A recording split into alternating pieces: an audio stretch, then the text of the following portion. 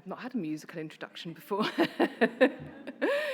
Welcome back, everyone. I hope you've all had a lovely break, some lunch, maybe some fresh air, and you are ready for another really exciting and interesting afternoon.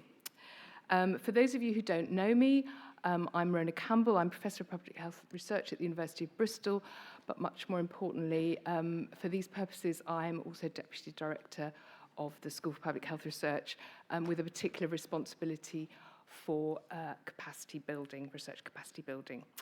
And it's my pleasure and privilege to start this afternoon by introducing our two speakers here. Dr. Liz Green, who is Programme Director, and Leah Silva, who's Principal Development Officer in the Wales Health Impact Assessment Support Unit, which is based in the World Health Organization Collaborating Centre on Investment for Health and Wellbeing, and that's based within Public Health Wales. There's one other layer, but I haven't mentioned that, which you will be aware of. But I don't do short and snappy. So, Liz is an international expert on health impact assessment and on integrating health and wellbeing in all policy areas, and she's also a visiting professor in spatial planning and health at the University of the West of England. Leah started out as a political scientist, and then she studied in London, undertaking a master's degree in health policy planning and financing at the LSE and the London School of Economics and the London School of Hygiene and Tropical Medicine. And she's worked in the public policy arena, both in Wales and in the US. And they are both going to present to us on health impact assessment and health in all policy areas, informing cross-sector policies for improved health. And we're really looking forward to what they've got to say. Thank you both very much.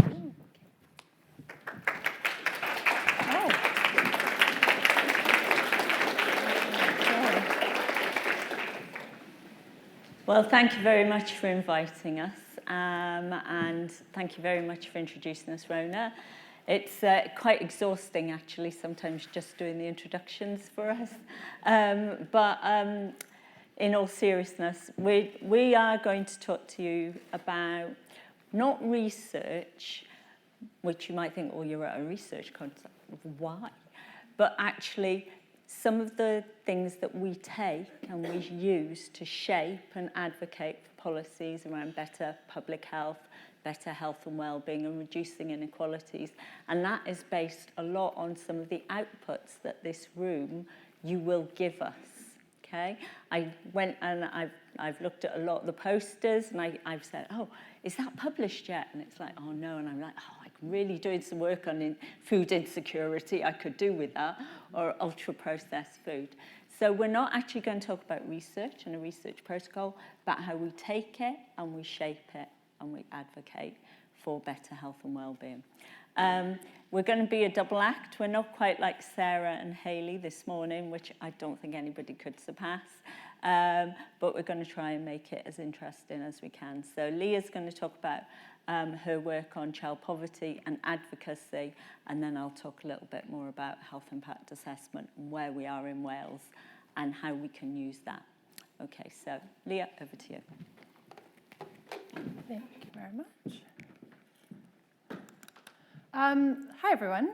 So the first thing that we're going to talk about today is probably a term that most of you have heard. It is the health in all policies. If you've not heard it, we'll explain it a little bit more.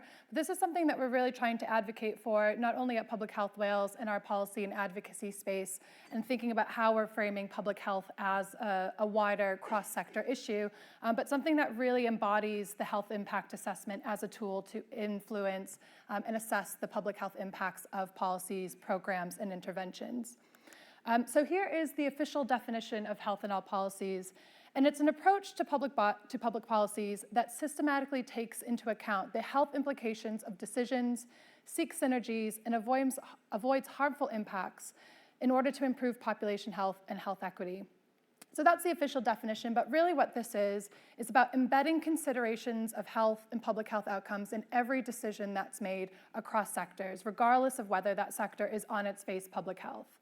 So I'm not going to go too much into this because I think that this was shown earlier today, but this really embodies the health in all policies approach, recognizing that health isn't just about access to services, but is really impacted by those conditions in which we live, grow, work, and play, or those building blocks of health.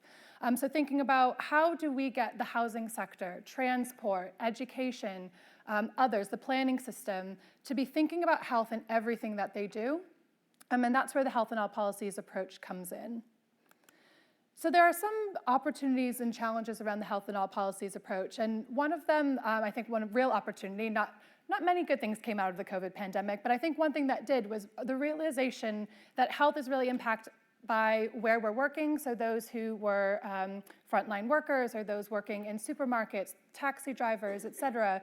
Things about our homes, where were our living conditions? Did we have access to green space, blue spaces? And so I think the COVID pandemic really drove home the point that health is not just about those access to services, but those wider conditions and those wider determinants of health.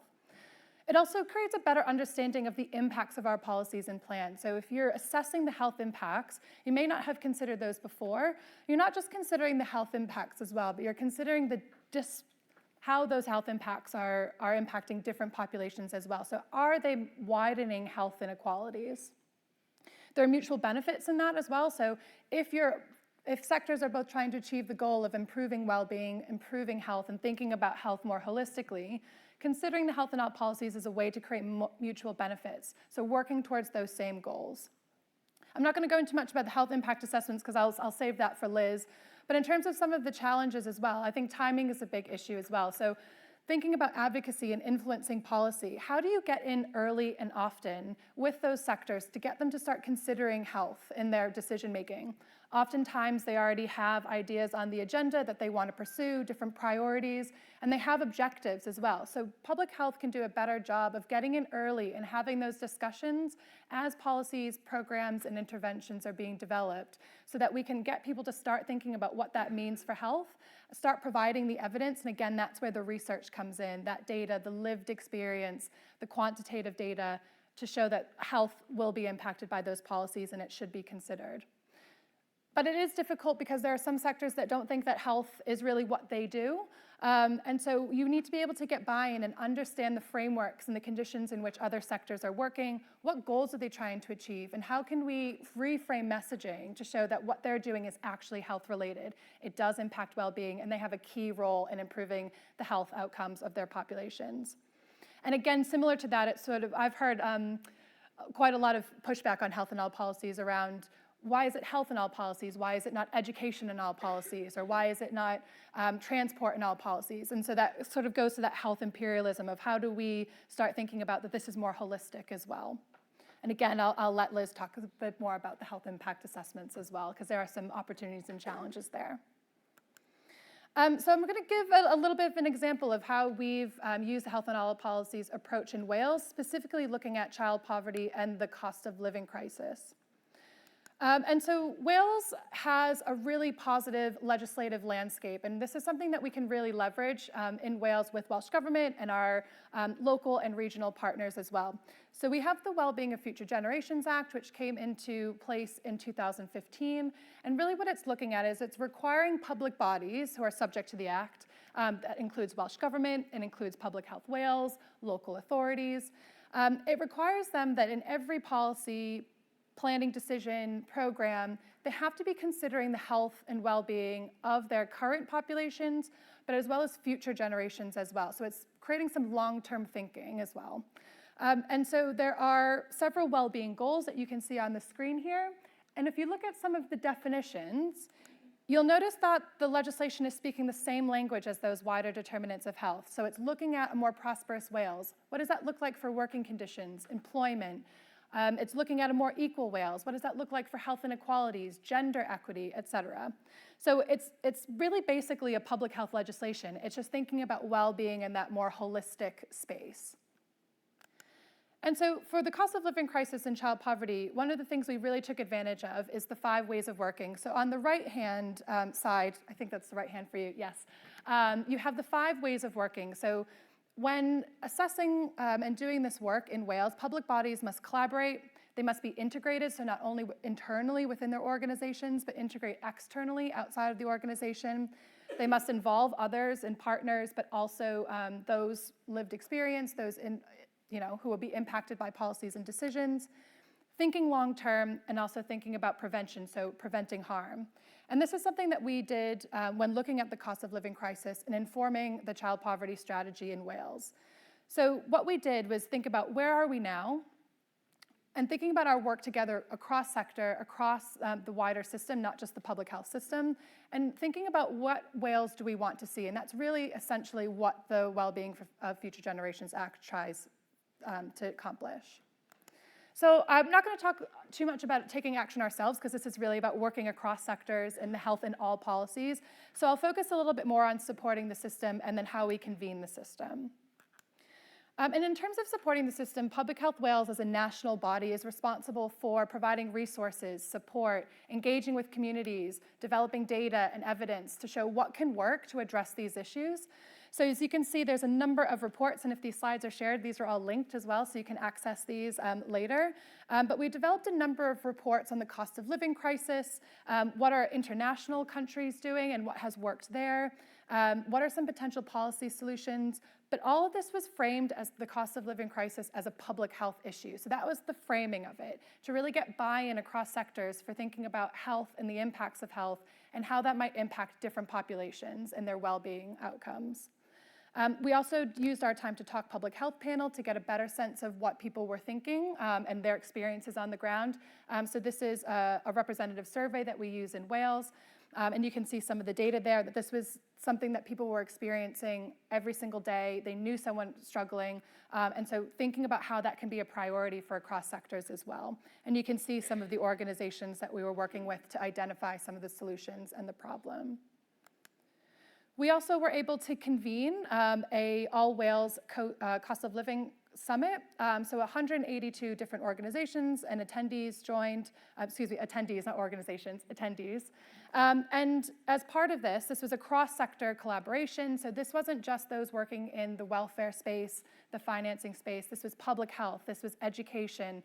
This was in local government, regional government, public service bodies, et cetera. So this was really a cross-sector, again, thinking about that health in all policies. What does this look like? And so we created some short, medium, and long-term goals and what impacts we wanted to have at those stages. So you can see that we wanted to together set a national direction and coordination for this work. So thinking about how can we do this at a national level, but also improve coordination and working at lower levels as well. And then again, thinking about those future ways of working.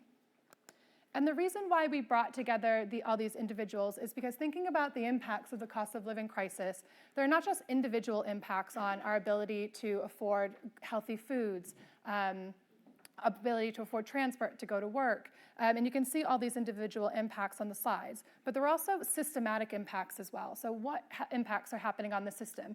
And they're interrelated. So those systematic impacts also impact on the individual and vice versa.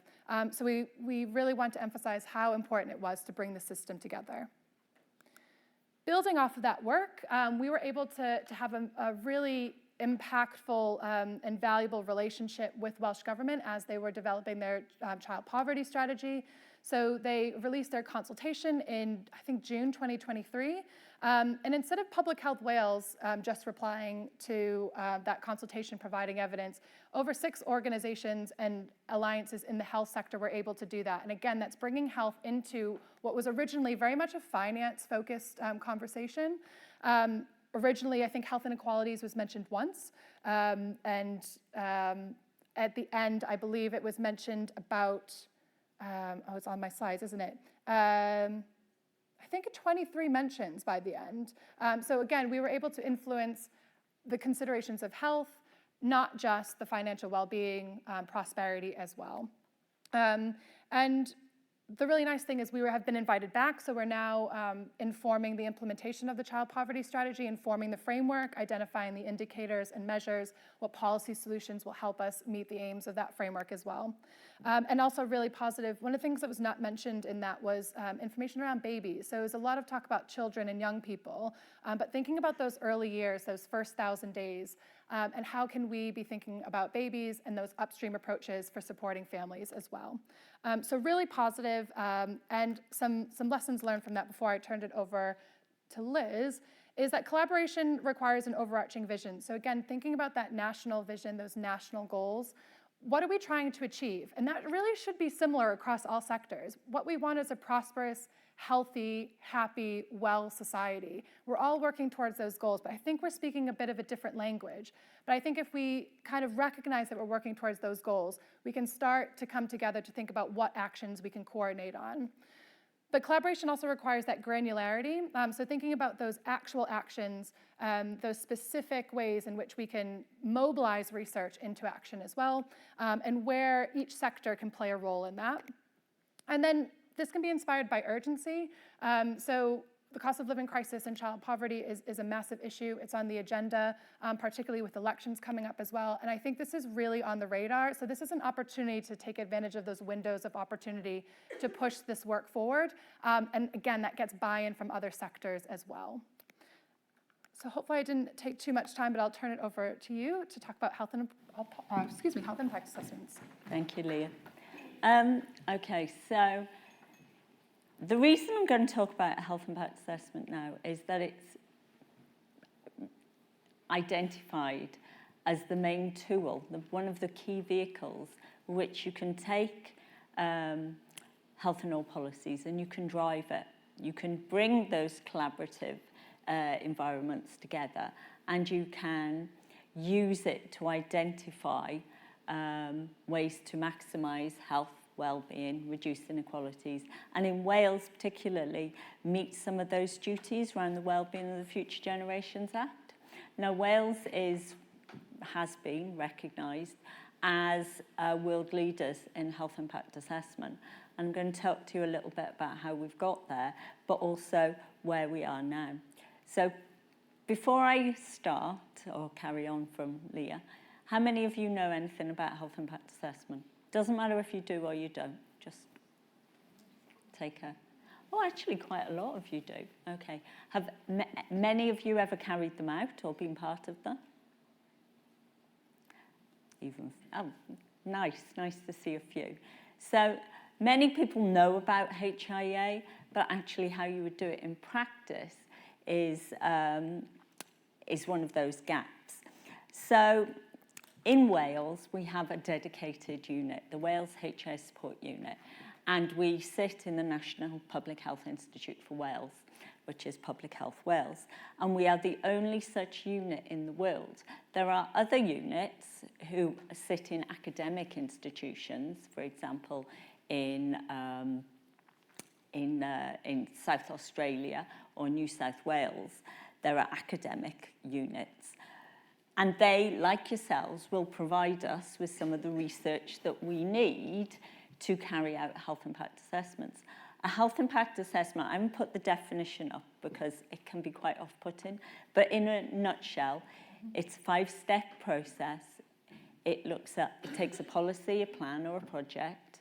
It says, who will it have an impact on?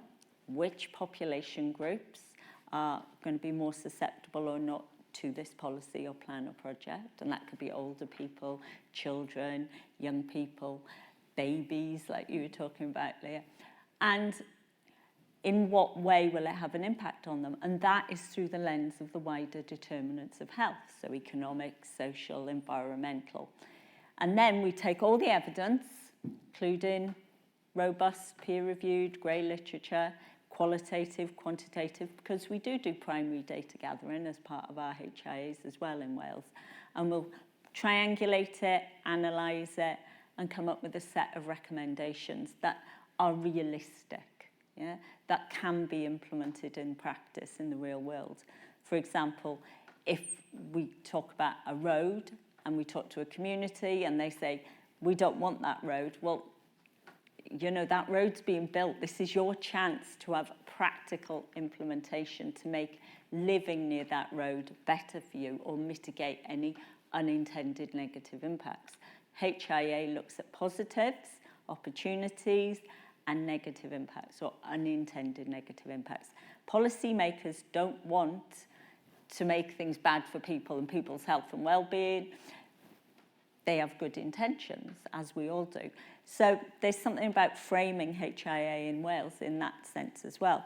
And we've carried out, as a unit, we have carried out many HIAs recently. COVID, the lockdown, climate change, we were talking to Rukun about climate change earlier, and things like Brexit. Some of these are really politically contentious.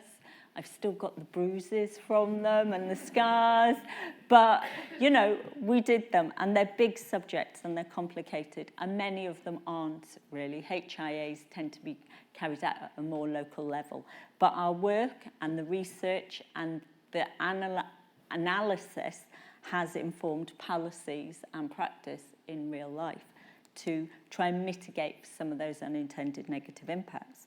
So we have had, like Leah says, along with that advocacy that Public Health Wales does as well, policy influence and impact.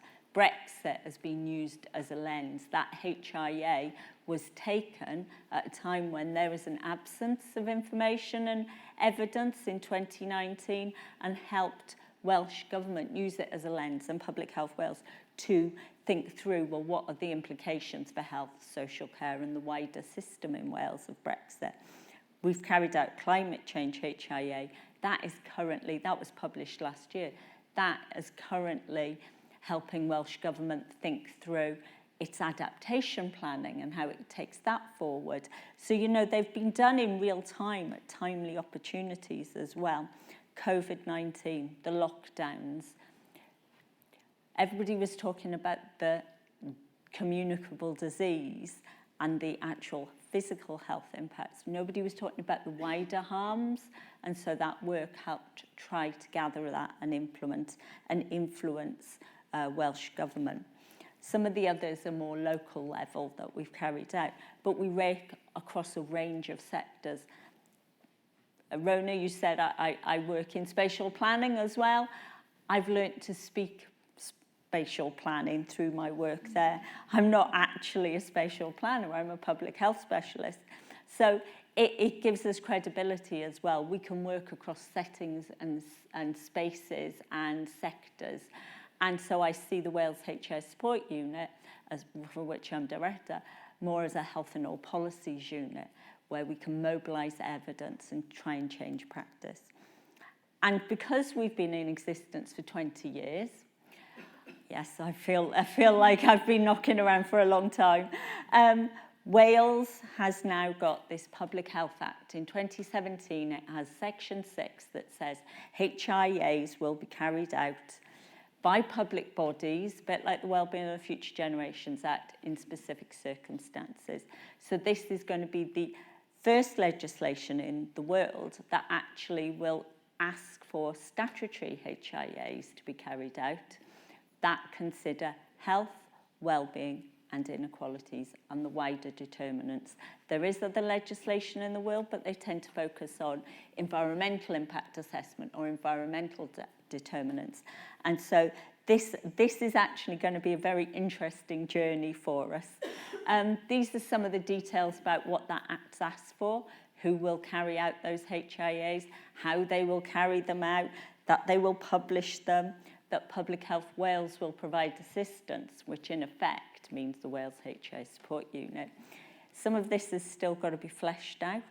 I know I've tried to help Welsh Government with a lot of the thinking and the heavy lifting around it. And we've recently had the draft consultation, the draft regulations out for consultation, and have provided a response. It's got opportunities. It does have some limitations. I won't go into those, but let's just say I think the polite way of putting it is that it doesn't maximise the opportunities afforded by it currently. But we've provided our response, and hopefully Welsh Government will come back to me and come back to us and take notice of it. So why has HIA been successful in Wales, you know, as a vehicle to influence and mobilise health and all policies? Leah's just mentioned windows of opportunities, and actually we've seized those. Wales has a very enabling environment politically, socially, public health, We are a devolved nation. We are in control of health, social care, planning, the environment, for example. We're quite a small nation, and therefore, you know, we do tend to know each other. You know, I can walk into a room and somebody go, Liz, how are you? And I'm like, oh, no, not again. Oh, no, what do you want? But actually, that is very helpful for us. And, you know, health and well-being is very clearly linked to deprivation. We've seen that this morning in some really interesting slides about, you know, the different quintiles, more affluent versus the more, or rather the less affluent. And those, you know, that is a very, very key policy for Wales to address health inequalities and inequities. We have the wellbeing goals. We've got a sustainable development agenda. So we're looking at not just what we do now, but future generations. How will it have an impact on them? How will it play out? And actually, HIA is being carried out in practice. I mean, I've carried out or been part of over 500, which I don't know if that's really impressive or just very, very sad. But actually, you know, that body of practice and evidence behind us is really, really helpful. And it will play into a number of, like Leah said, about what's in it for somebody else. Is it that they want a community consultation? Is that they need to avoid unintended consequences? Do they need to just demonstrate they're meeting the Wellbeing of Future Generations Act? And through all this practice, we've created many strategic advocates. People generally call them champions, but for me, they were very clearly strategic advocates that have helped to lead us down the path to this Public Health Act that is going to make HIA statutory. As a unit, we've provided a number of tools. There's lots of resources. You can go on our website, and there's everything there. Screening checklists, scoping checklists, number of reports, case studies, frequently asked questions. It's all there. So in summary, and Leah, you might want to pipe in on this because it's a collective presentation, we've actually got the right policy context. It really does help us. I recognise that other contexts don't have that. I would say that Scotland's getting there. They're looking at sort of community assets, which I think Bill, which is a bit like the Wellbeing of Future Generations Act. I do recognise it's very different in England. I do. And we have exploited every lever we've got. We sell HIA, we sell public health, we sell what we can bring to the table at every opportunity. People might not take us up on that offer, but invariably, the fact is people do want help and they will go, thank you very much. Can you provide us with this evidence? Have you got this data? And that's where this room also comes in, because we can gather that and provide it in a shortened version or a even easy read version if need be. So the creation of advocates has been key for us as well. And I would say that the role of dedicated units, such as the Wales HIA unit, has been very, very helpful. And experts like myself and Leah and our colleagues that sit in this Public Health Institute. One of the key things I'm very keen on is demonstrating the added value. You know, HIA gets a bad rep. People think that it's going to be bad, it's going to make their policies look bad. But actually, we can help strengthen and improve policies and plans. And that, hopefully, in real life, will translate into better lives for people and our communities and the places that we serve, not just in Wales, but across the UK. So thank you very much. Diolch yn fawr. Which is thanks very much in Wales.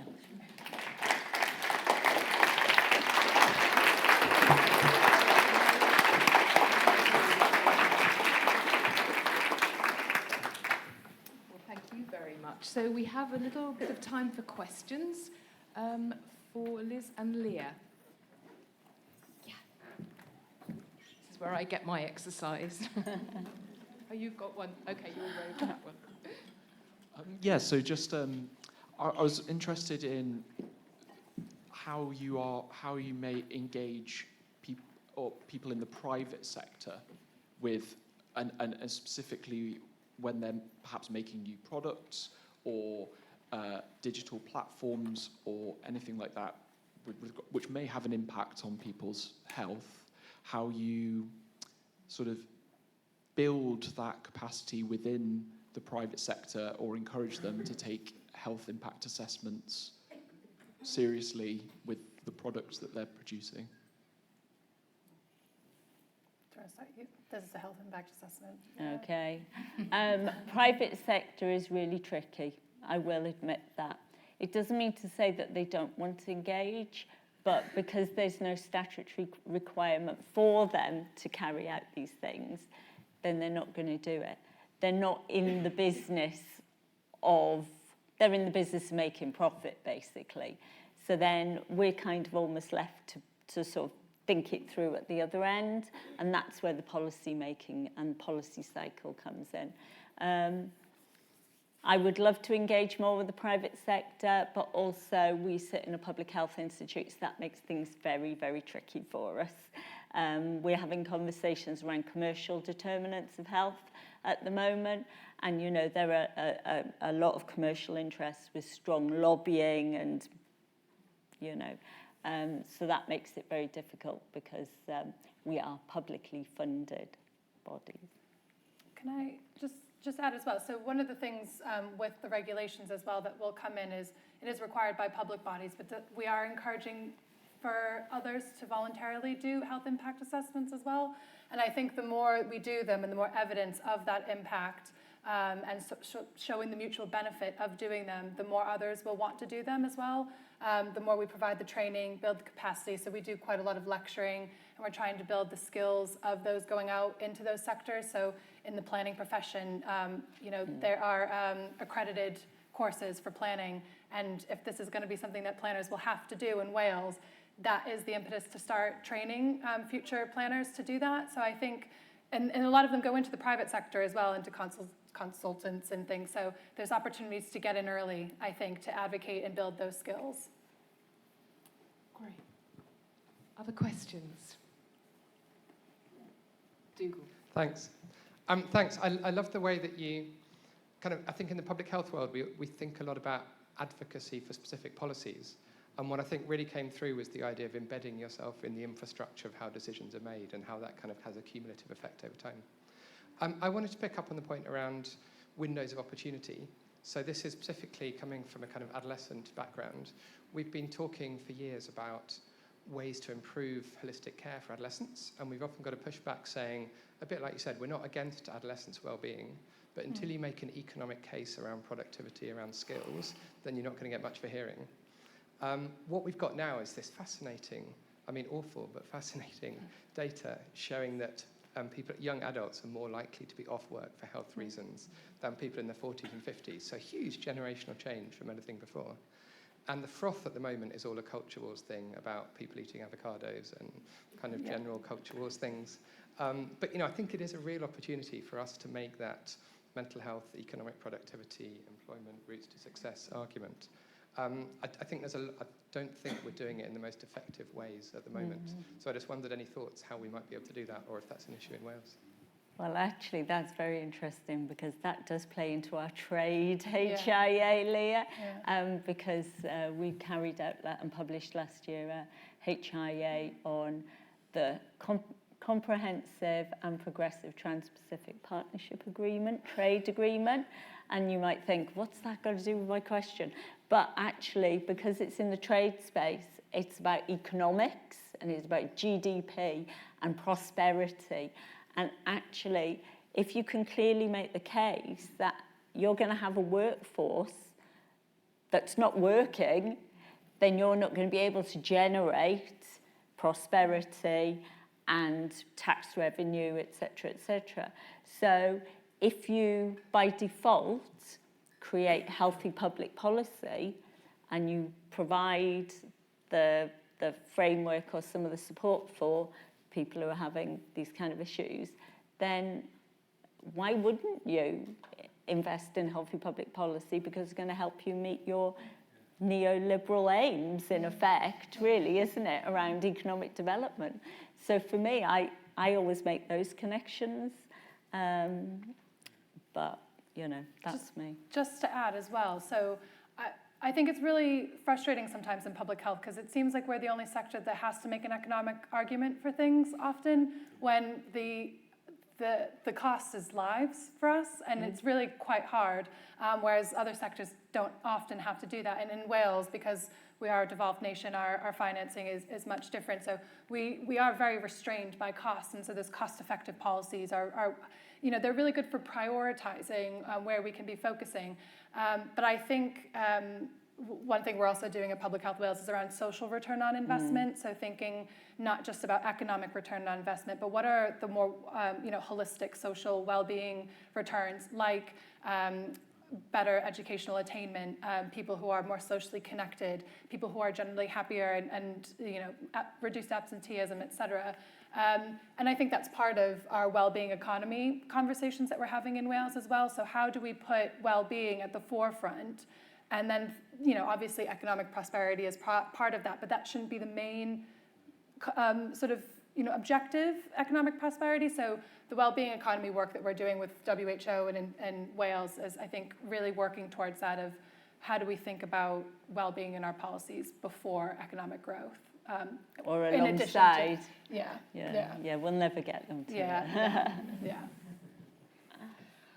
Okay, one more quick question, and then we'll need to move on, I think. Are you okay? I'll bring this mic to you. I think that's going to be quicker. It was a comment rather than a question, so I'll be brief. But it was just going back to the first question about the public and the private sector, and I wonder, as this gains traction in the public sector, whether the private sector might sort of co-opt that activity and use health impact assessments to strengthen their own messaging. And I was just thinking about the way in which that could potentially be mitigated and regulated. It was just a comment. No, because HIA and the work that we do also frames things as in positives and positive impacts and opportunities, and I can very much see that messaging being taken, and it's all about this.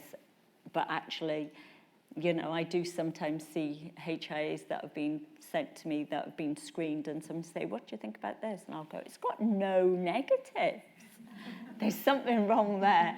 So I can very much see if you're coming, you're coming from that perspective. So I think we have to be very careful about that and actually ask those critical questions when we critically appraise these. Okay, so I would like to thank Leah and Liz very much for their fascinating presentation.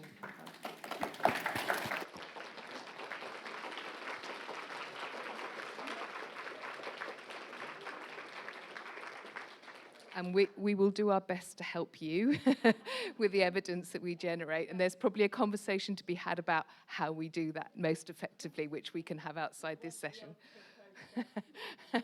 Okay. Well, okay, thank you. So we're now going to move into our next section, which is going back to our programs. And it's my pleasure to introduce Judy Kidger and Louise Lafortune, who co-lead the Public Mental Health Programme, and I will let them take over from here. Thank you very much. Hello, thank you, Rona. We have a great team with the Public Mental Health Programme, and most of them are here today. So we have Gillian and Callum and Fiona. We're going to present some of the work, and both on the research side of things, the engagement sides of things, and the type of tool that we're developing in the program to really get the most of the investments and the time and the amazing feedback we get from our public partners. So Judy is co-leading the program, Judy Kidger. Joyce is the coordinator, scientific coordinator. Gillian is the coordinator for PPI engagement.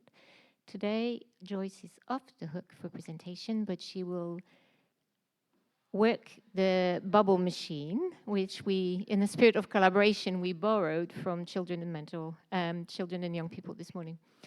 So I don't have a lot of slides because some of you will have heard about the program last year.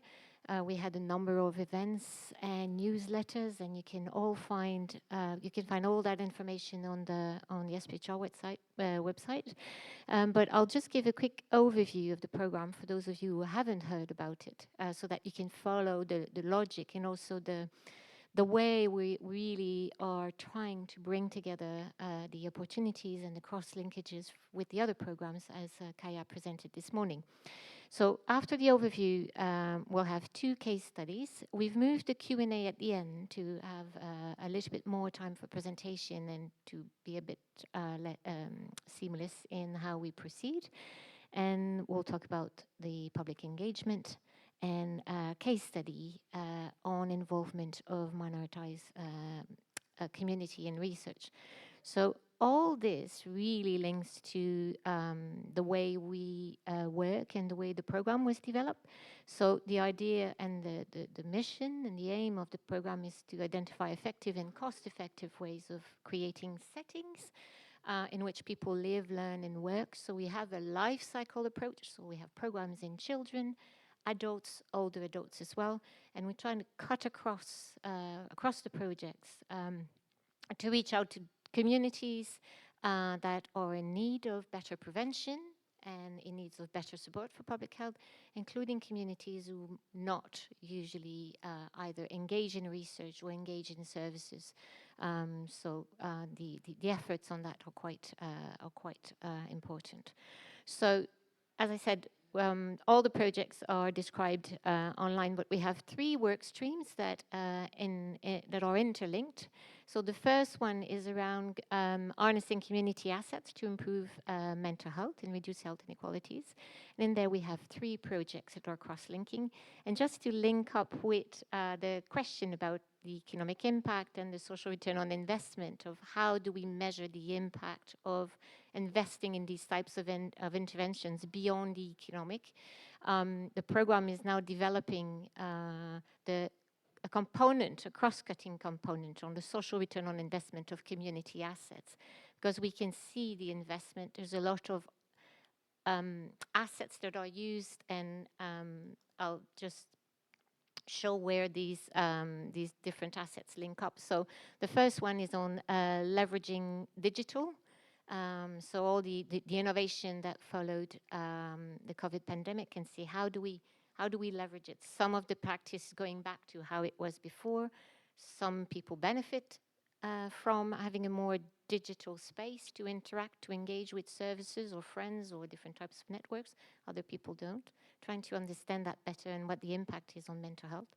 The other component around assets is around volunteering, informal volunteering, and it's a whole spectrum from formal support that people get when they engage with services, either social services or NHS, all the way to when we have conversation with people in communities, say, well, I don't volunteer, it's just the way I work. I support people in my community, this is part of our culture.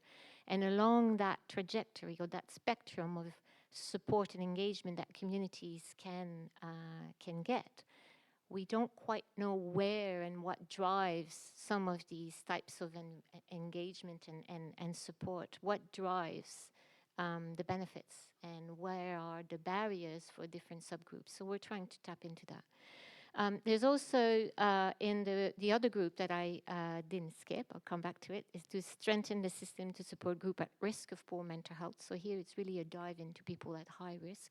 And one of the projects we have is around suicide and self-harm.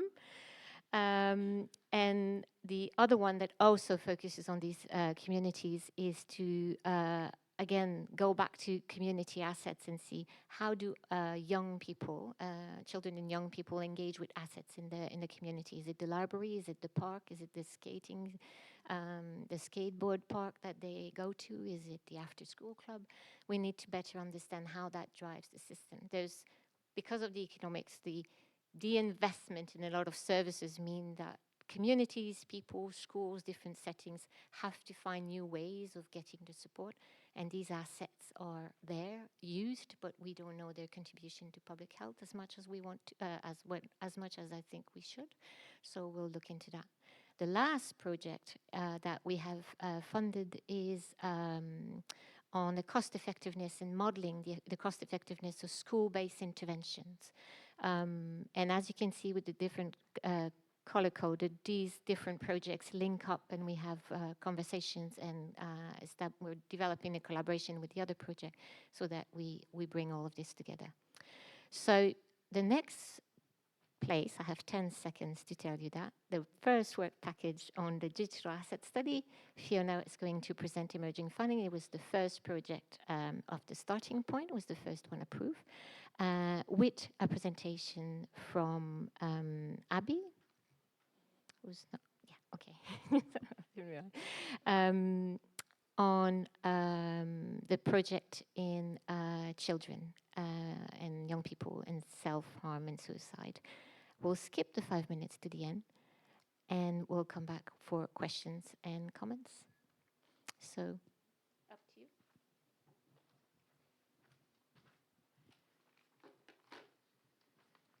Okay, thank you, Louise.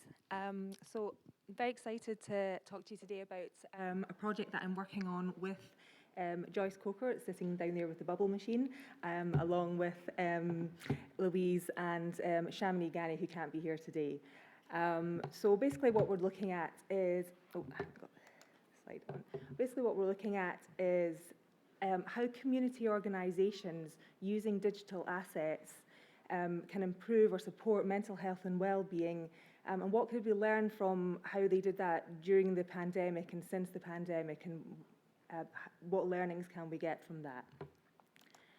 So for the purposes of this study, we're defining a community organisation as something like a community centre, all the faith-based institutions and organisations, any charities or voluntary sector organisations or third sector organisations. For this study, we're excluding any community organisation which is NHS or a traditional health service or clinical-based or something that would prescribe drugs and medicine.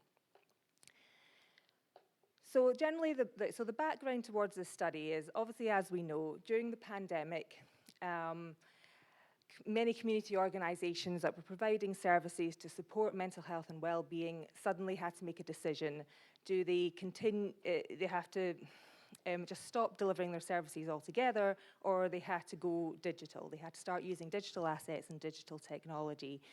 Otherwise, they would have to cease delivering their services. Now, the digital technology, it's like a double-edged sword. So we know that it can be really good for promoting mental health and well-being and really improving mental health and well-being. It can provide a lot of access to information about health. It can provide much more opportunities for social connections. There's a lot of benefits from it. However, I think also, as we all know, it has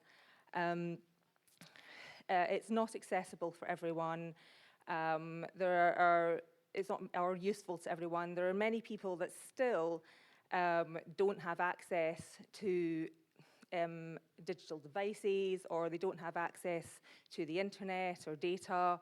And there's still many people who don't have the confidence or the skills to use the array of digital technology, or maybe even they don't have the interest to learn. Now, this is a major problem going forward, because it's now just becoming incorporated into just every aspect of everyday life, you know, even more so since the pandemic. So if people who are digitally excluded, it's now just becoming potentially even more of a problem.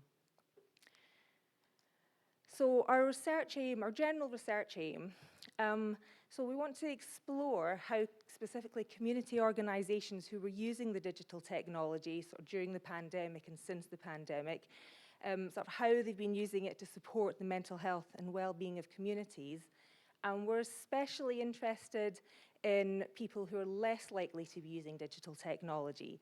So ideally, we'd like to be able to identify how to make it more effective, how community organizations can be much more effective in using digital technology to support mental health and well-being of people who are experiencing disadvantage in society.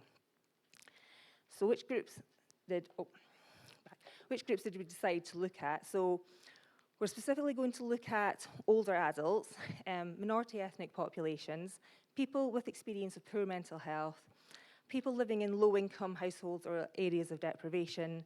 And after a consultation with our public partners, we decided to add the group of people living with disabilities as another group of interest.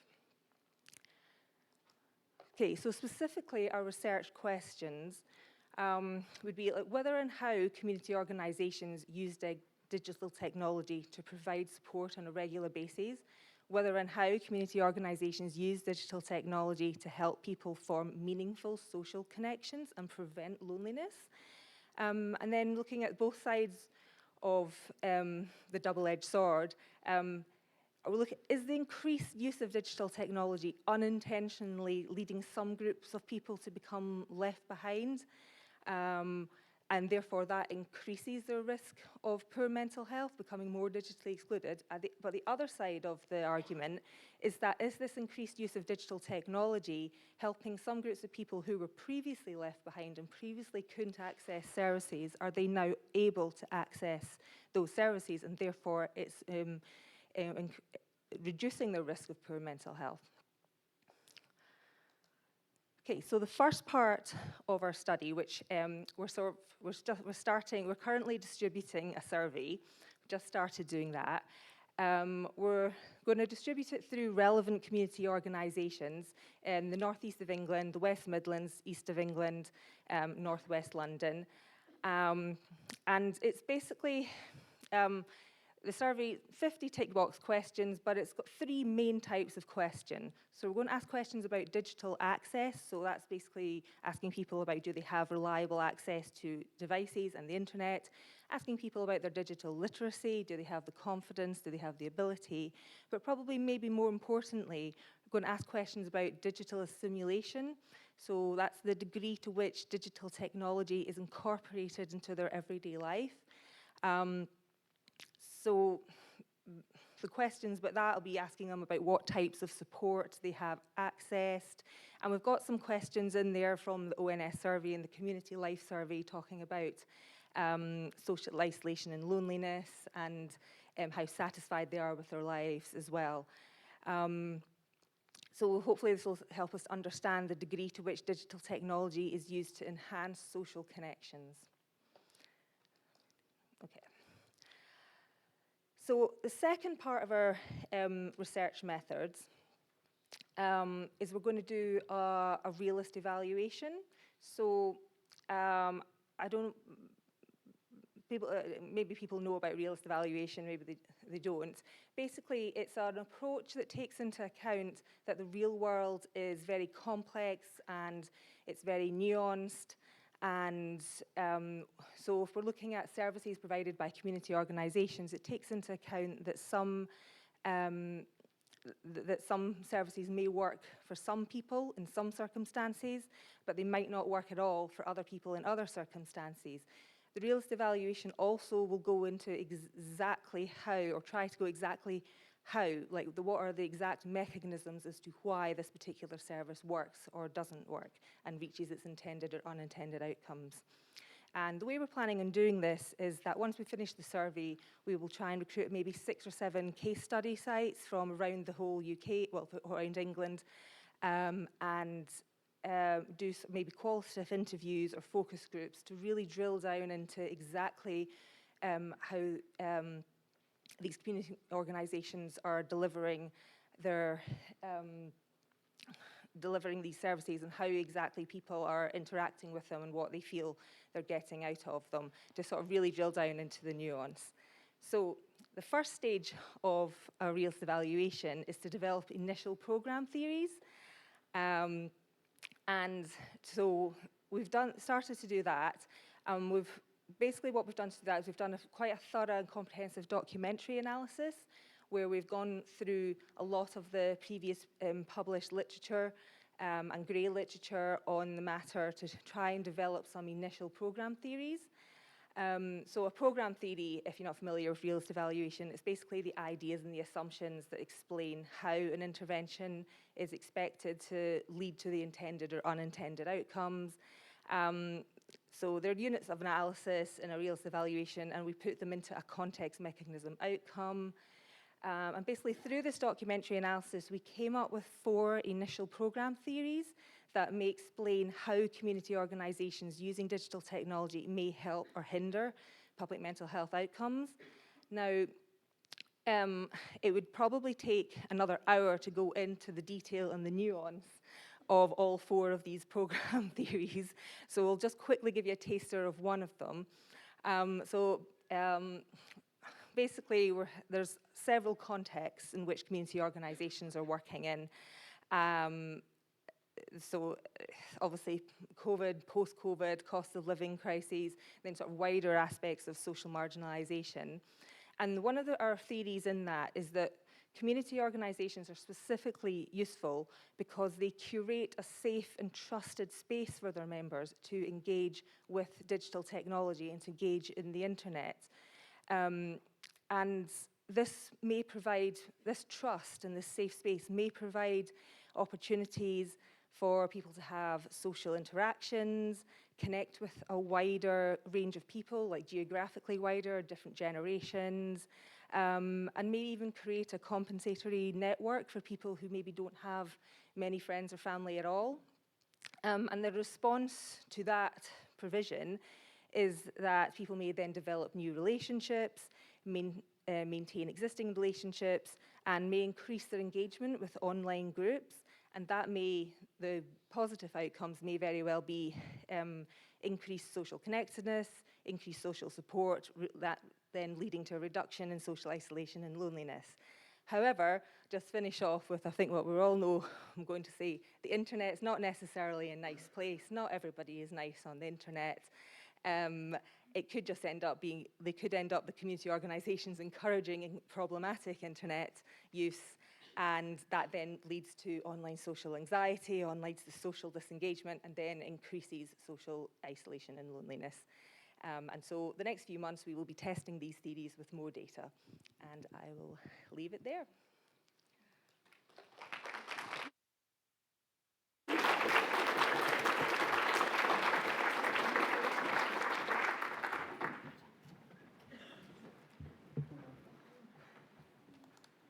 Hello everyone. I've been dreading standing up and turning around seeing how many people are here. So hi, I'm Abby Russell.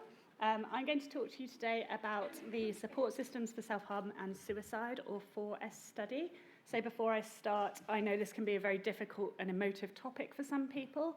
I'm going to be talking in broad terms about survey findings today. I'm not going to go into great nitty-gritty detail about self-harm. So if you feel the need to skip this talk, please do. But if not, hopefully be reassured. So we've got a huge number of people across SPHR who are involved in our project. I've listed here the people who conducted the survey I'm reporting today, but there are lots of us, including 3 young people who are co-investigators on our project as well, who have been working very closely with us and Gillian. So the 4S project really is looking at how secondary schools and colleges, as well as governing bodies of youth organisations, deliver self-harm and suicide prevention, intervention and postvention. So in the UK, each year, around 175 young people die by suicide. It's very difficult to predict which young people are most at risk of that, but what we do know is that self-harm is one of the strongest predictors of this. Self-harm in its own right is obviously extremely distressing for the young person and their family, and we know from survey data that around 1 in 4 to 1 in 5 young people up to the age of 20 will tell us that they have self-harmed. So it's a massive public health problem. In the broader 4S project, we've got a lot of things going on. So we have a scoping review of existing policies that youth organisations and schools are using. We've got 2 secondary data analyses that are in various stages of write-up. And we've conducted 2 surveys, so one of schools and colleges and one of youth organisations governing bodies. And today I'm going to talk about the schools and colleges survey. We're moving on to phase 2. If I don't run out of time, I will tell you about the really exciting stuff we're doing in the next couple of years. So the schools and colleges survey it was an online survey, and we approached schools across the UK, so several thousand schools. And we did similar work with a GW4 grant a few years ago now, so we used some of the same survey questions, and we also added new questions. We asked schools and colleges about what they do in terms of intervention and prevention for self-harm, and then separately for suicide, and we asked them about the policies they use as well. We tried very hard with recruitment. Frankie, who stood at the back, knows this. I think we emailed every school in the UK, and then we followed up quite a lot of them with phone calls. And we had quite a lot of aims in the survey, but I'll talk about those as I go through our results. So what we had was 115 responses from 115 settings. We were aiming for 375, so not quite so successful. But what you can see from this slide is that actually, I think we've had a very selective response rate. So almost everyone who completed our survey represented a school where they had either had experience of the death of a student, past student, parent or staff member, or they had experience of a suicide attempt of someone in those groups. So I think that probably schools were kind of selecting in based on their previous experience and perhaps their knowledge of how important this issue can really be. So 46.1% of our respondents said that their setting had had a death by suicide related to them and their community in the last 5 years. We were really interested in the role of policies in terms of how schools respond and prevent and intervene. And we asked schools and colleges what kind of policy they had, whether self-harm and suicide were covered just broadly in the safeguarding policy and not mentioned at all, or whether they were perhaps mentioned in there. We asked them if there was kind of a specific section in their policies that talked about self-harm or suicide, and we asked them if they had a standalone policy, because our perspective from the team is that self-harm and suicide are different problems than perhaps other safeguarding problems, and they should be managed in a different way and supported in a different way. So you can see from this slide here just how many had policies. Our original intention was to split our analysis by the different policy types, and we've been able to do that with a couple of questions, but not very many of them, so it's mostly descriptive results. It was a mixed method survey, so we had both closed questions, quantitative data, but we also had lots of free text options where people could add more detail, or we asked them to tell us what they did directly. So what do settings currently deliver in terms of self-harm and suicide prevention? Basically, we gave schools and colleges a lot of different options that they could tick, which I'll show you in a minute, and we asked them how many of those they were doing, and the different coloured bars represent self-harm or suicide, and you can see they match up quite well. And most of our settings said they were doing kind of around 3 or 4 different approaches to engaging with their students about this topic.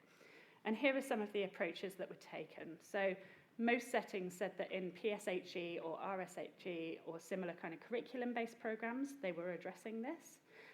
Lots of them involved external agencies. I can't read the next one. Posters. Oh, posters were so popular. It's really easy when you don't talk to students and you just put a poster up telling them where to get help. So posters were quite a popular option.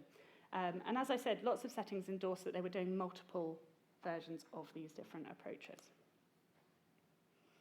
So we also asked them about training and which staff members in their school were trained. And in almost all of our responding schools, at least one staff member was trained in self-harm, and slightly fewer were trained in suicide. That really varied when we kind of went further into detail about who was trained. Is it all teachers, all staff, just pastoral staff? And actually it was mostly the pastoral and safeguarding team who were receiving training, and then they said they would distribute that to all staff as needed.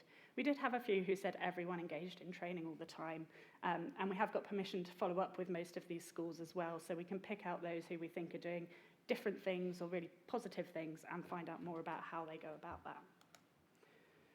So what proportion of these settings use specific terminology when they talk with their students? So this came out of earlier work where schools were telling us that they try and avoid using the word self-harm with students because they're worried it will start them off or give them ideas. So we asked them exactly what they said to students. And perhaps reflecting the kind of people that responded to our survey, almost all of them said that they did talk specifically about self-harm with students. And only 3 participants said they wouldn't use that same terminology if they were talking with a group of students versus perhaps an individual. And for most, that was usual practice in their organisation. And our findings were very similar when we asked them about talking about suicide with their students.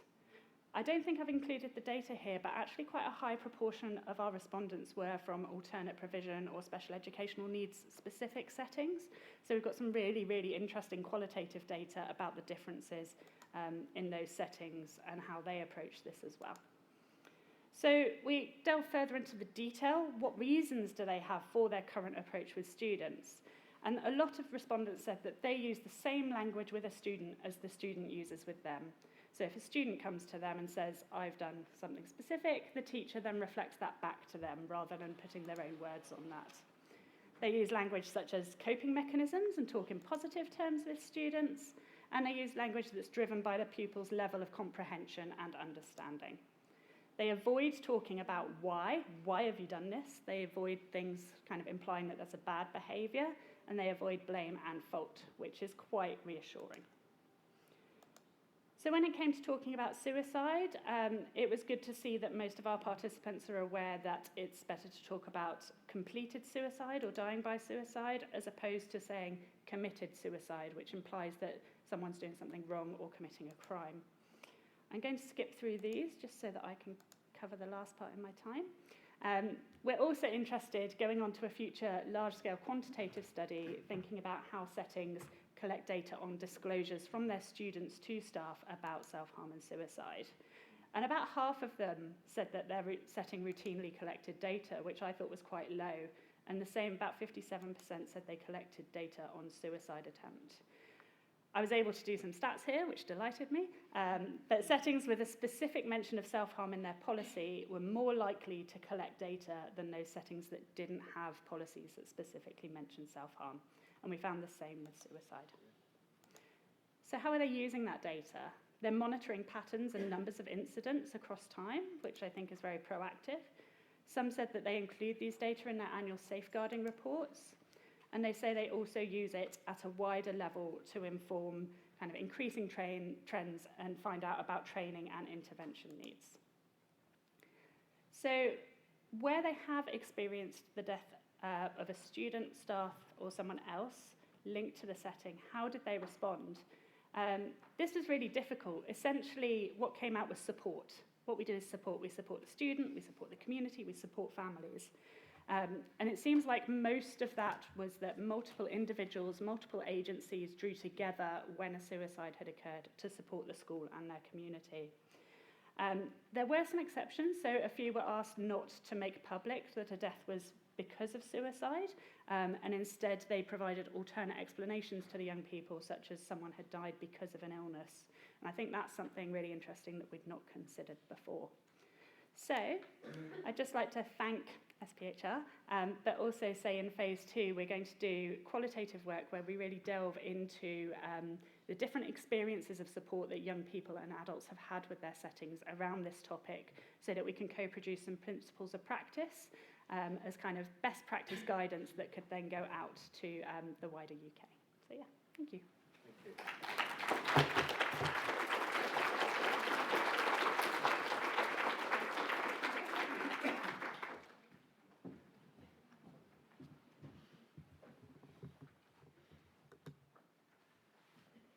Good afternoon, everyone. So I'm Gillian Samuel, Public Involvement Coordinator for the Public Mental Health Programme.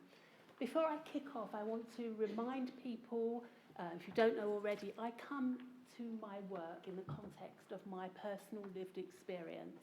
It informs my work all the time. What you won't know about me is that even though I'm from London, I have a very soft spot for Birmingham, because it was many years ago that only 2 miles down the road, there were a group of small colleges, and I was there, and I was studying community development studies. From there, they seemed to catapult me right across the city into places like Saltley, Handsworth and Hockley, where I did my placements. And my placements were all about community development work, all different sorts of exciting projects and ideas set back in, which were relevant to that day. What that gave me was it set the stage for my passion for working with community organisations. Back in the day, Birmingham was very diverse then. It's even more diverse now, as we've learned, but it really did set the stage. Sorry. Can you hear me now? So I hope you haven't missed out. Catapulted right into Hockley, Handsworth and Saltley. Community development work back in the day was really exciting, and it set the stage for my work in community development, in mental health from there on, and also today, public involvement and engagement in public mental health.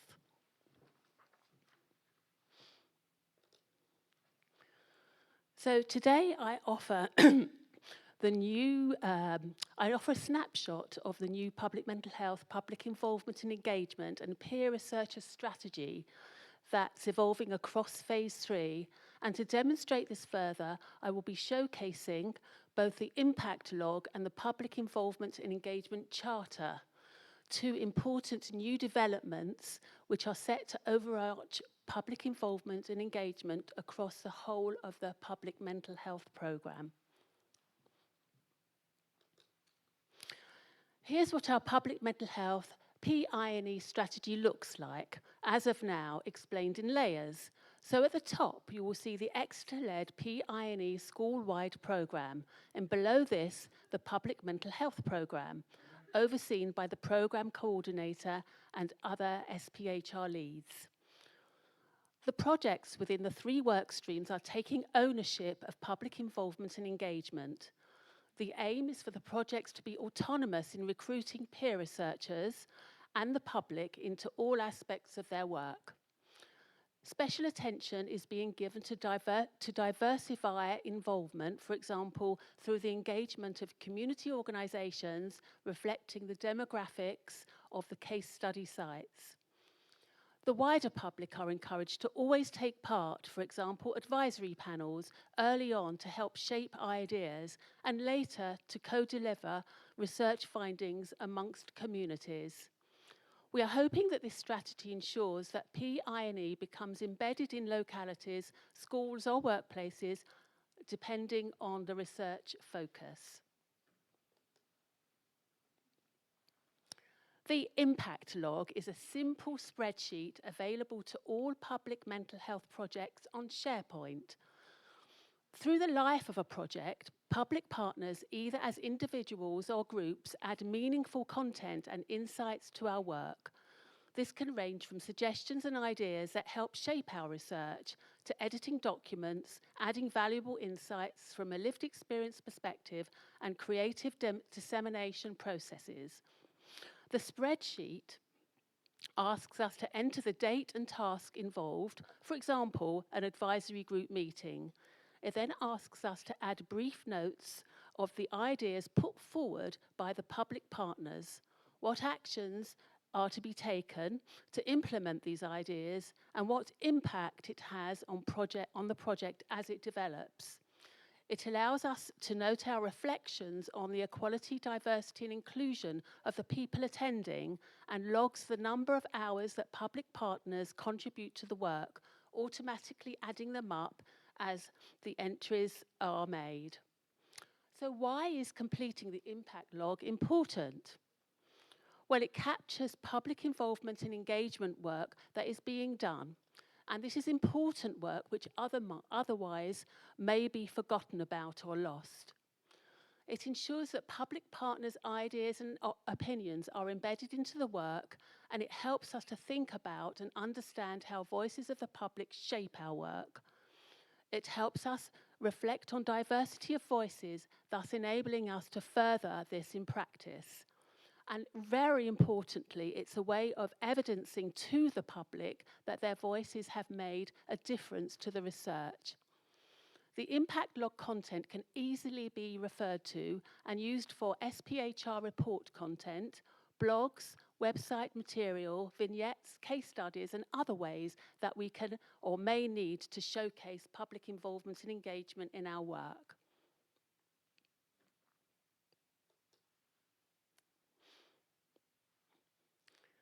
Here we have the infographic visual summary of the Charter for Public Involvement and Engagement in the Public Mental Health Programme, made up of 12 key points listed at the heart of the OWL. Each point is given a little more detail within each of the surrounding owlets. Please don't feel you have to absorb all this now. The full 3-page version of the Charter is going to be accessible by clicking the link at the base of the owl. So how did this charter come into being? We first started working on it last summer. The draft developed over several months and was shared with many people across the programme, including project leads and summer interns, and it's really good to see 2 of those summer interns here today, so that's really, really special. And they helped us shape the charter.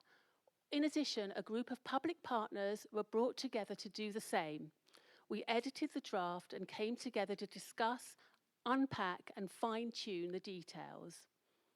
So why have a charter for public involvement and engagement? Well, we want to ensure that the public's perspectives are integral to the research, decision-making processes, and programme outcomes, and that these principles become embedded consistently into the projects.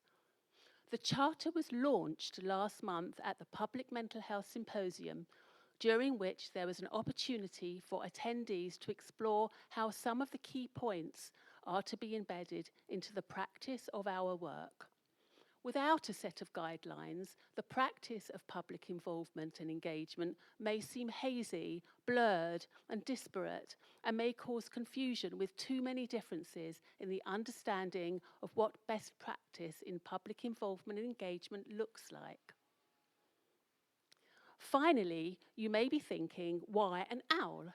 Well, the idea came about when we were asked if the Charter were an animal, what would it be?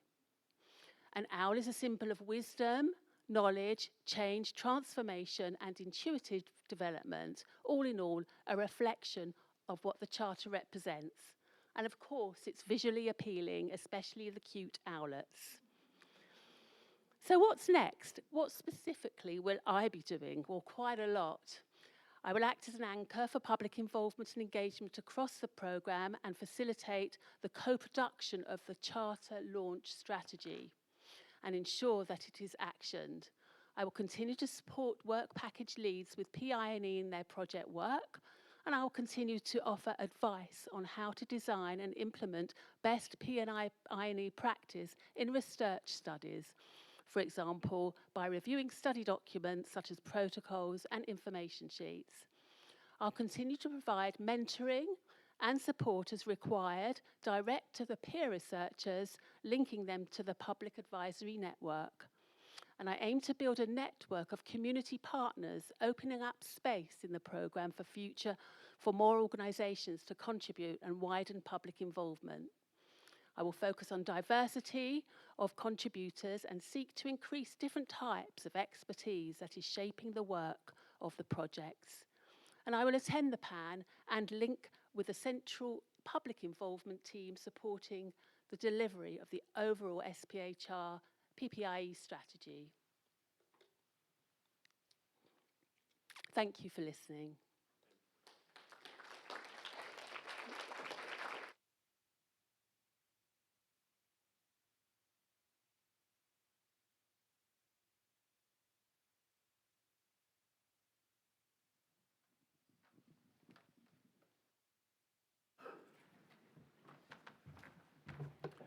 Afternoon all. My name's Callum Mattox from Cambridge. I am going to talk today not so much about my project, although I will mention it, but involving marginalised populations in research. That is sorry, there we go. The research team is there. This is going to be more of a personal reflection on what I've learned so far. I will admit that I'm not an expert in this, and there are people in this room that know far more about this than me. However, I did consult with Leah, who's at the bottom of that list there. She's our practice partner and knows a lot about this. And I'll be showing a short film with Ellie in it, who will deliver the expertise in this talk. So what's the issue? What are we talking about here? Again, I think most of you in this room will know an awful lot about this, but there is a need to involve disadvantaged communities and minoritized communities in research to address health inequalities. We do know that disadvantaged communities are more likely to experience mental health issues and at the same time less likely to receive appropriate care and support. They're also less likely to be represented in research, and there are a number of reasons for this, including potential stigma around mental health issues, mistrust of authority, poor engagement with communities, and that's our poor engagement, not their poor engagement, issues around language and systemic or structural racism. So this is against the backdrop of the project, the informal volunteering project. Just briefly about that, we do know that volunteering can improve mental health and community health amongst disadvantaged populations. Informal volunteering is somewhat different from volunteering in general in that it's done not via a third party, so not via a large charitable organisation. It tends to be grassroots. And when you speak to people about it, and Joyce did a lot of PI&E work in this before we got the funding, what they told us was that really it's just being a good neighbour, helping your community, helping out. And it's normalised in many of these communities as well. It's done almost without thinking, just as part of their way of life. So with all that in mind, recruiting participants from these communities is going to be a key, it's going to be absolutely vital to the success of this project. So just briefly, some of the insights that I've picked up speaking to quite a lot of people over the past few months, past year really, is that the following things are key. So personal contacts, so think about your personal contacts, who you know, and it's good to build up a number of personal contacts that you've got a good relationship with. You can go to them and ask for their advice, ask for their thoughts on it. Practice partners also, like I said, we'll hear from Ellie in a second, her words of wisdom. Public partners too, clearly public partners have got great insights into their own communities, and also peer researchers. I didn't mention, but we do have a peer researcher on this project. So this is Leah. She's a volunteering development officer at Cambridge Council for Voluntary Services, and with a bit of luck. Okay, Ellie, would you like to introduce yourself, please? It's about 3 minutes long. Yes, hi, Callum. So my name is Ellie Lee. I work for Cambridge CVS. We are a community development organization, and our main role is to support other voluntary local groups every step of the way. So from the foundation of the group all the way.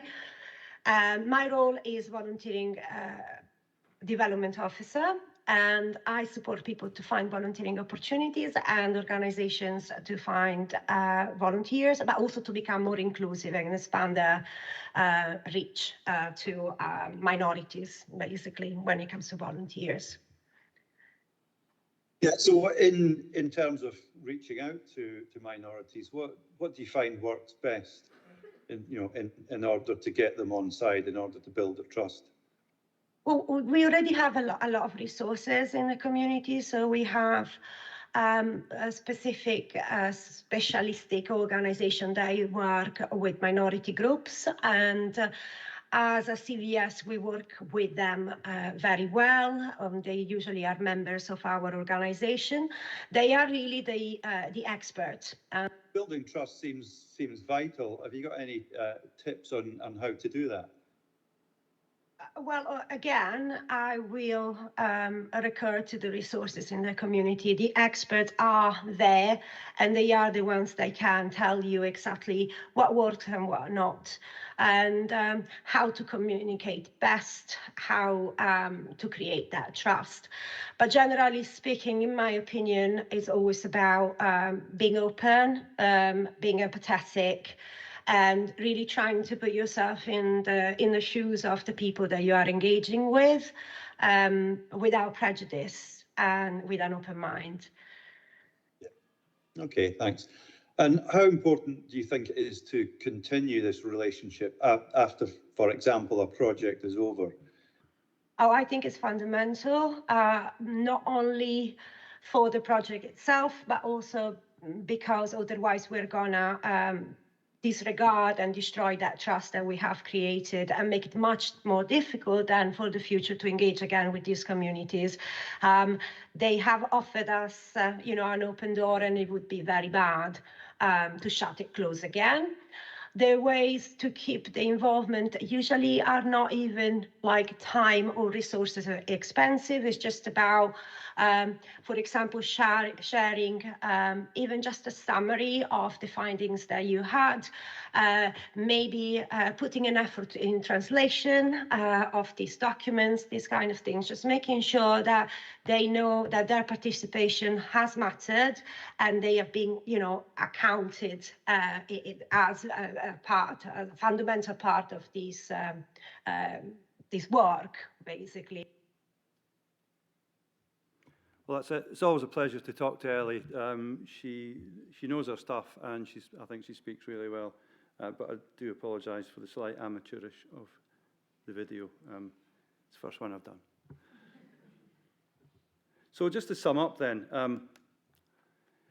I think building trust is key. And someone said to me, it's not really trust, it's trustworthiness on our part. So we must show that we are trustworthy, that these communities can trust that we will represent them the way they want to be represented. Community leaders or representatives can help, although I've been warned that sometimes they do have their own agenda, so you have to be careful of that. And as Ellie said, be open and empathetic, listen to what people are saying. Context is very important.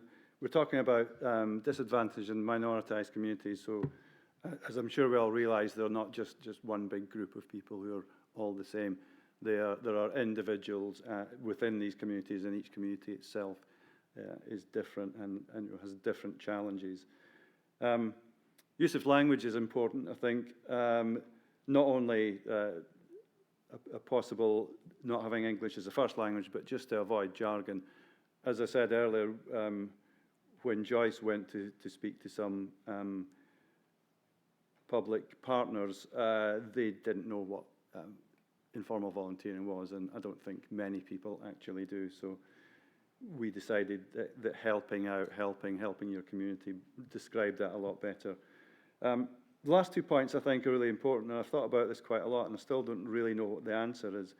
But giving something back to the community, leaving a legacy, and staying engaged, and not just swooping in, collecting your data, and swooping out again, never to be heard from again. Speaking to a lot of people, that is a potential issue. We've been thinking quite a lot about ways to address that. One of the things we're going to do as part of this project is there's a photo voice element to it. So at the end, we will have a couple of photo voice exhibitions at which all the people that took the pictures, as well as members of the community and others, will be invited to that. And we're also going to produce a photo book, which is like a printed version of all the photographs together that people can look back on and reflect. But I think it's something we need to think about, and I think it's something that funders need to think about as well, because generally speaking, there just isn't the funds to carry anything on after you've finished the project. Thank you very much.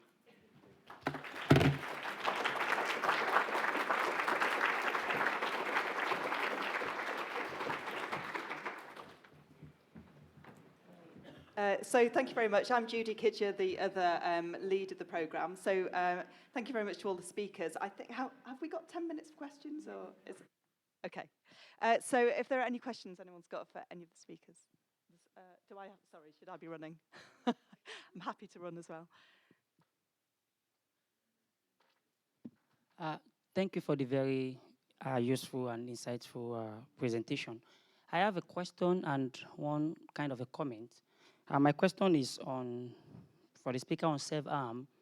So the data you collected, do you have information on the specific staff providing those supports? Because it will also help me and other people working on school investment to know the kind of facility, because you can imagine if a class teacher is also the one providing those kind of pastoral support. So where do we put that? And also, do we have information on the school attributes in terms of whether they are council-run schools and what kind of facilities they have, and academies and private schools, some sort of things like that? And for my comment is on the last speaker on disadvantaged background, and this is from my own experience working on a project that involves vaccine hesitancy among minority ethnic groups in Scotland. This was during my PhD. And something we realized was that, number one, people will not come out. It's not just about putting yourself in their shoes. If you don't have that lived experience, we've had speakers today talking about the passion is there because they have a son who has experienced those things. So sometimes we don't just want to engage them. We need to collaborate with these communities as partners in co-producing this. And lastly, also, beyond the research, we might need to put this up as part of the funding. You don't just come to them and after the project, you go away. There should be a way of sustaining those communications so that they will trust you that even if you cannot change the policy, how have you communicated our concerns to the policymakers? And I think those are two things I learned from that project, and we all can embed this. Thank you. Okay, you have to remind me if I forget a question. So we did collect data on who answered the survey, and they were the person who was kind of lead responsible for self-harm and suicide in their organisation. It was often the deputy head teacher who also was the safeguarding lead, but we did have some pastoral staff complete the survey as well as some head teachers. But the training was very varied in terms of which staff members they said had received training. And I mean, these are very, I generated these results in the last few weeks. These are very new data that we're looking at. So I think as we get to dig into it a bit more, we'll be able to maybe unpick some patterns around who's being trained. What we hear from our lived experience partners and schools we have worked with is that they think all staff should be trained. All staff should know what to do. We've seen in previous qualitative work that actually there can be panic if a staff member isn't trained and a student discloses to them. And that's really negative for that staff member as well as the student and the wider school. We do know which schools responded. We have their names. So I spent a joyous couple of hours last week looking up what type of school each one was. And we've got a real mix. We've got some specialist schools. We've got some grammar schools. We've got some privately funded schools as well as state schools. So when the findings come out, they will be broken down by those school types as well. And like I say, in terms of kind of following up, we have asked schools and respondents if we can continue to engage with them. And most of them have said yes, but where they've said no, we have to respect that they're not interested in us contacting them, but we would still make the survey findings as widely available as we can. We did have responses from all across the UK, including Scotland and Northern Ireland and Wales, so we're going to have to do a really good job of disseminating that. Is there anything else?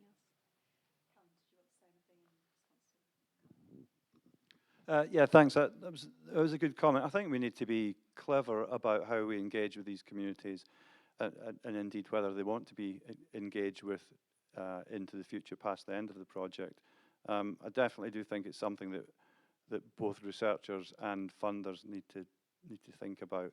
And it's certainly something I'd welcome advice and discussion on.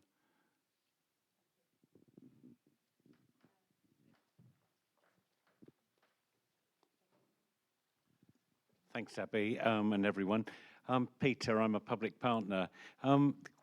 Thinking of the suicide and the young people, I mean, my first thought was alcohol and drugs because they are a symptom of something else going on. And of course, county lines and crime and getting involved with debt and being pressurised.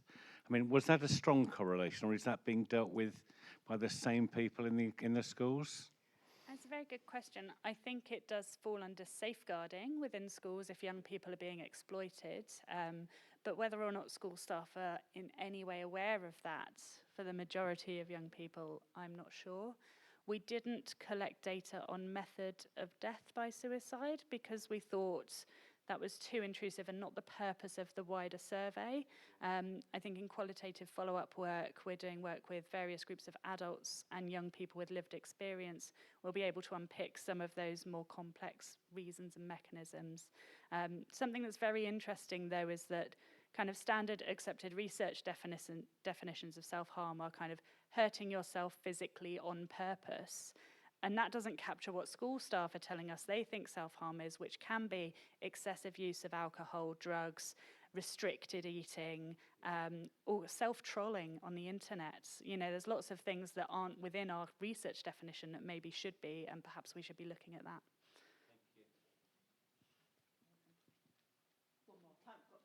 Time for one more question.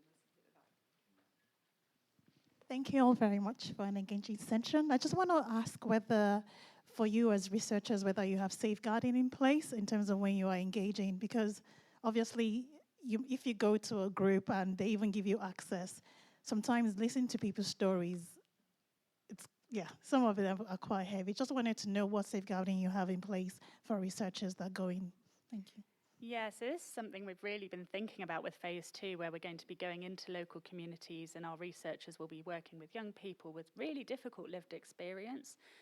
We have some clinicians on our wider team. So Faraz, who is in the room, is one of our clinical partners, and we have a psychiatrist as well. So we've worked with them and with our young people and adult public partners to think about what is the best safeguarding for the participants, but also for the researchers. We have safety plans that we will be asking young people to do, and we'll be doing similar things with our researchers, reflecting with them on how the process was for them. Did distressing content come up that they want to discuss with someone? And we often do that kind of 24 hours or more after the focus group, because actually your initial reaction, you know, we do talk about if you're very distressed, do talk to us, but you also need to process that longer term. So I think we're kind of using essentially a clinical supervision model, as well as sending in 2 researchers to every project so they have each other's mutual support and they can reflect on the stuff that was discussed that perhaps shouldn't be discussed outside of the team. Any other suggestions are very welcome. Just to add from a programme point of view, so this has come up in our programme leads meeting, and we've talked to Gillian, for example, about how researchers are supported in McPin. So we haven't kind of got very far towards an answer yet, but it has come up as a discussion point. I think it's a really good comment. Just to flag as well that 2 of our fellows who are here today, Jax Bennett and Lizzie Winston, have actually done a survey recently of people who are researching mental health, asking questions about the support that they currently get and what support they'd like to get. So hopefully that information will come out soon, which will be useful, I think. Thank you. Great. Okay. So thank you. I think it's back to Rona now. Thank you very much again, everybody. It is. Can we have a round of applause, yes, for all our lovely speakers?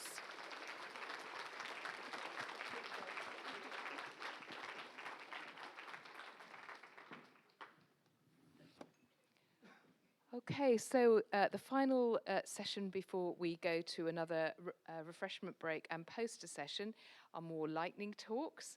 And we are going to have 4 talks now from our pre-docs, Cece and Daniel, and PhD students Lauren and Rukun. So they'll come up as before and each of them do their talks, and then we'll have a Q&A afterwards. So I think Cece's going to start us off. Cece, so if you'd like to come up.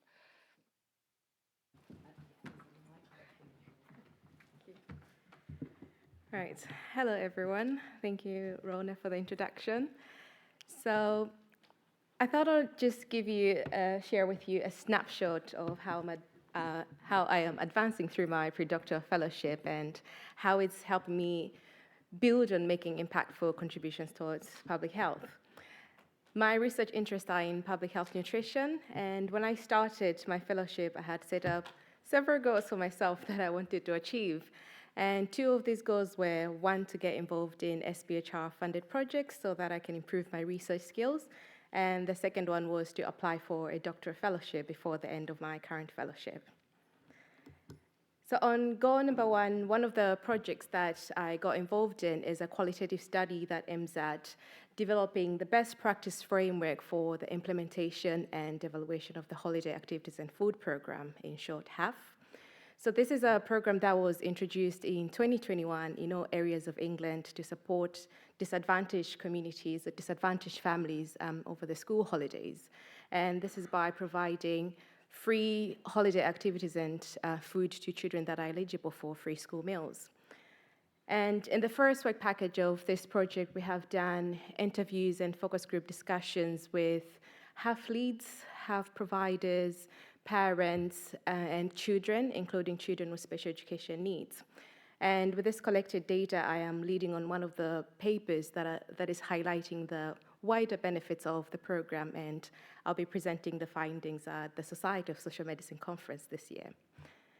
And one of the initial findings that we're seeing is that the delivery of the program for children with special education needs is really being perceived as challenging by some of the participants.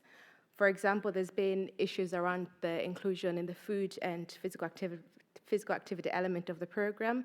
So most providers are not really considering the range of needs of children with special education needs and disabilities, and the provision is not being well informed with these children. And with this initial finding and gap that we're seeing around children with special education needs, this has just really informed my PhD topic area of interest, which is my second goal. So imagine living in a world where your child is being denied equal opportunities available to them. So for my PhD, I'm really interested in looking at how inclusive and accessible food insecurity interventions are for children with special education needs, and how do these actually look like. Currently, there's really a scarcity of research around this topic area, and just recently, the Department for Education called out for research to look into how they can best support children with special education needs and disabilities. So how can we make sure that no child is being left behind? So for my PhD, the aim of the PhD would be to co-produce recommendations for practice and policy to inform more inclusive food insecurity interventions for these children. Thank you for listening.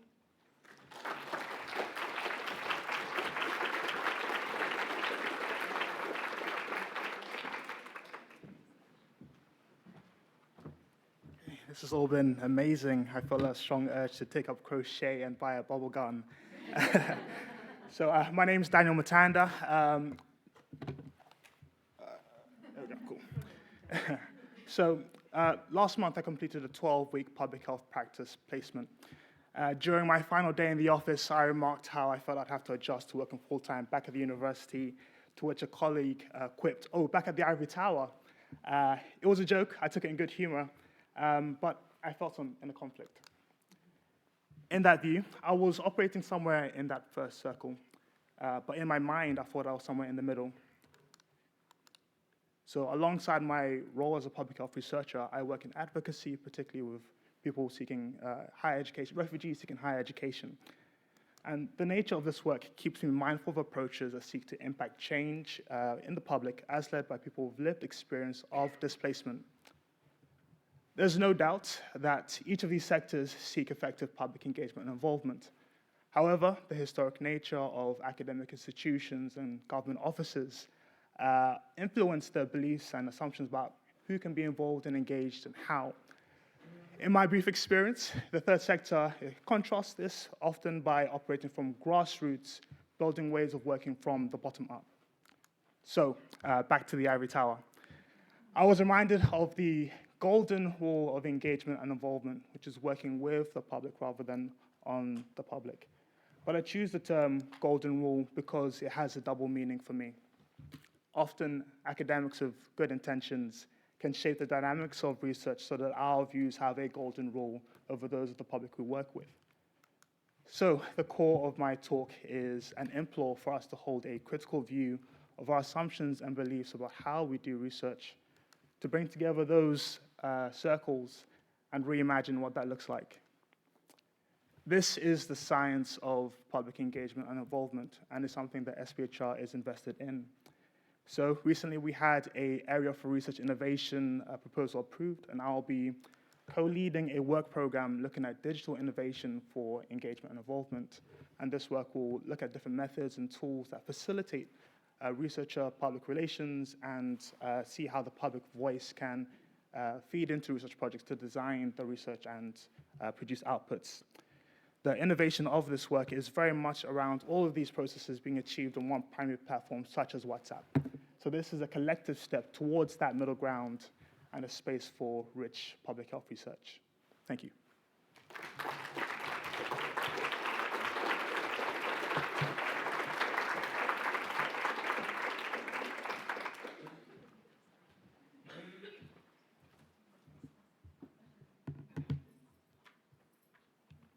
Hi everyone, I'm Lauren. I am a former teacher but currently moonlighting as a PhD student at the University of Cambridge.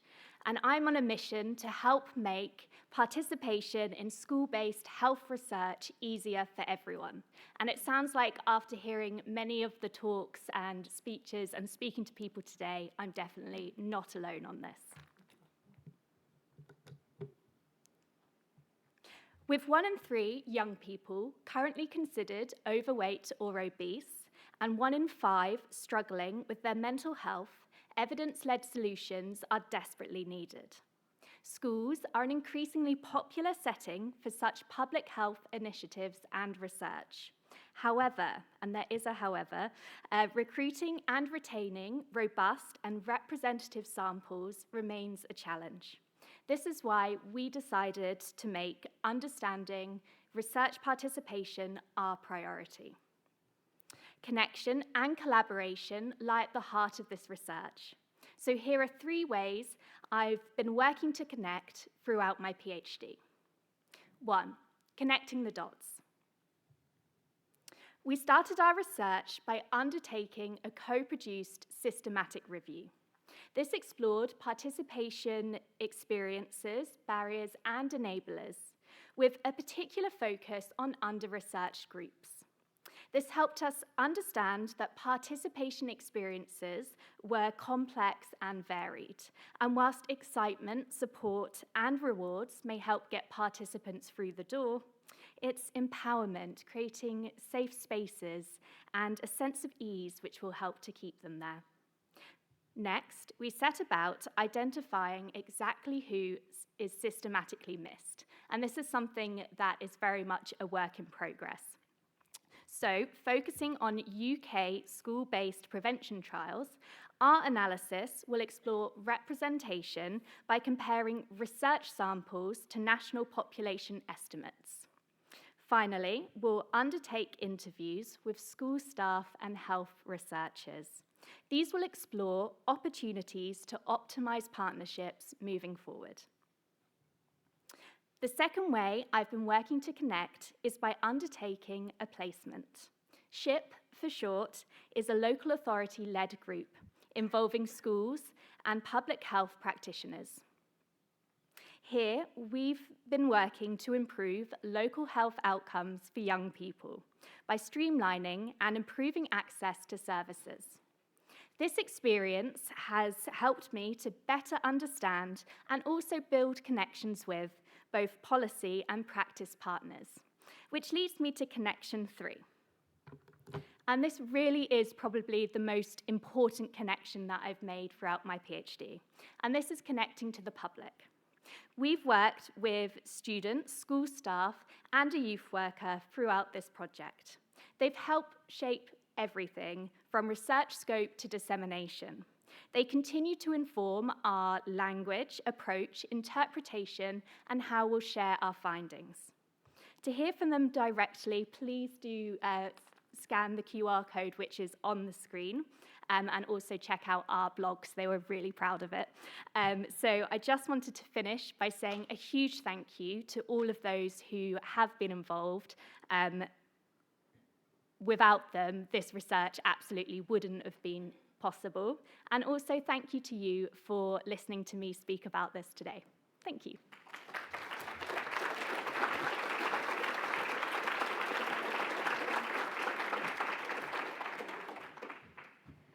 Good afternoon, everyone. My name is Rukun Khalaf, and I'm a PhD student at the University of Liverpool. Today, I will be discussing my PhD placement with the Natural Resources Wales. So, as the picture indicates, the NRW is an environmental governmental organisation in Wales that's in charge of managing the environment in Wales. My PhD project looks at how green and blue spaces, so how the environment impacts maternal and neonatal health. So in this way, our work actually intersects quite well. So my 6-month placement, I was tasked to develop the health evaluation framework. So what that is, it's a document that is targeted at NRW project managers to help them assess the health implications of their environmental projects. So for example, you're building a reservoir. What is the health impact of that reservoir on the local surrounding community in terms of maybe mental health or physical health and things like that? I also presented that document at the internal NRW conference to about 200 to 300 NRW colleagues. And I think one of the key takeaways from this experience, this placement experience, is learning to communicate public health findings and concepts to a non-public health audience. So I'm speaking to urban planners, I'm speaking to environmental scientists, I'm speaking to engineers. So learning to communicate in a way that they understand what I'm trying to say, as well as making it seem relevant, so why should they care about what I'm doing, is actually quite a skill. And as well as the interdisciplinary networking, so I'm still in contact with the NRW colleagues, and they've actually notified me that this document is actually being used as a pilot for a few NRW projects. So it's really nice to know that my work actually has tangible outputs in that way. And I think, to conclude, the two main takeaways from this experience is very much communication skills. I've developed some muscles in that area to communicate to a wider range of audience. And I think as well is the collaboration. So I recently got an email just yesterday, actually, from my previous NRW supervisor asking me, well, do I have any findings from my PhD to share with them? So having those professional relationships with a non-public health organization that is so relevant to my own work is very useful, I think, and it makes me very happy and proud. Thank you.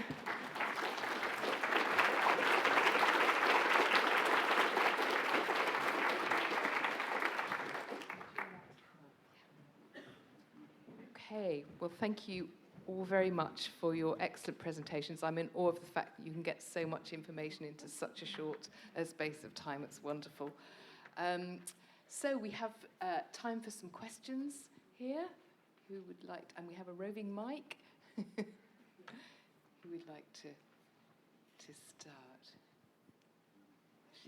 Thank you all. I'm just going to say, Rukun, that makes me happy, and it makes us all very happy too, as well as you. So thank you. The placements are a really important part of these awards. This is a question for Lauren, actually, and maybe just thinking about participation. So I remember a head teacher saying to me, when we had to ask for parental opt-in for research studies, that it was unethical. And we were actually able to use that to our ethics committee and get opt-out consent. And his reason for saying it was unethical was that you always have exactly the same children who never get to take part in anything because they just don't get the parental consent returned. And that's really stayed with me. And I think when you were speaking, I was thinking about that and that research inclusion and the value of being involved in research and how we can improve that. And there's opt-in versus opt-out. So I wonder if you'd like to comment.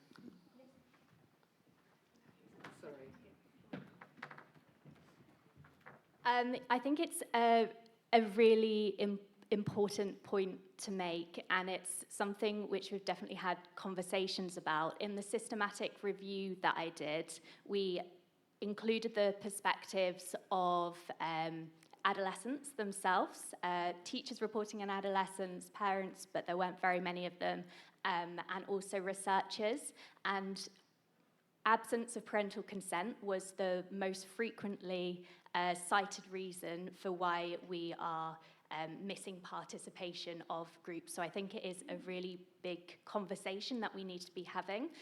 It's a conversation that we need to have with research ethics committees as well, because in having these conversations with various people, different ethics committees have different sort of approaches to it. Some are very hard no, it must always be opt-in, but there is literature out there to suggest that if you are doing opt-in consent, you are more likely to get a less representative sample because you will lose those ones who, for whatever reason, their parents aren't returning that slip. So I think it's an important point. There's lots more conversation to be had about it. Other questions?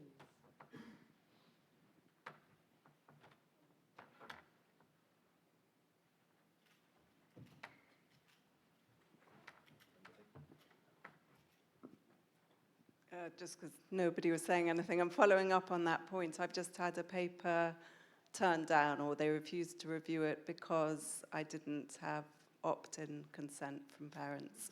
And the ethics committee had given me permission for that. But clearly something that we need to continue to talk about. Yes, my reason for not handing over the mic was I was also thinking about that, having worked in that field for quite a long time. It's a really vexed issue, and I think you have to think about the age of the young people involved, and I think in secondary schools that's particularly an issue there. So yeah, absolutely, more conversations. Other questions? Yes.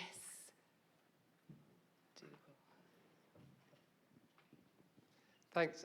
My question followed up on your point about the ivory tower, the kind of the side comment as you were leaving. And I think we've had kind of similar things that don't come up in the formal bit of the discussion when we're all setting our ground rules about what do you want from this conversation, what's the motivation. People say very nice things and they're all very keen. And it's really those kind of asides or the stuff that comes out in a way that people don't quite mean to say it, or that, it's a joke, or it comes out in slightly different ways. And I just wondered, I don't know, it's probably a big question to ask, but I wondered if you'd given any thought of are there better ways we can surface some of those underlying things in different ways? I mean, I'm just thinking from an Imperial point of view, the most insightful thing I heard about how Imperial's perceived is when we were interviewing for staff, and we said, what can Imperial College do to get more community engagement? And he said, well, I grew up around here. We need to be honest. You need to start with what people think about Imperial. You know what people say about you, don't you? And we said, no, we don't all live around here. We don't, when people talk to us, they're very polite because they're often on our turf. And I think we've tried to kind of get other ways of thinking, how can we get that? Honestly, what do you think about us? How can we do it better?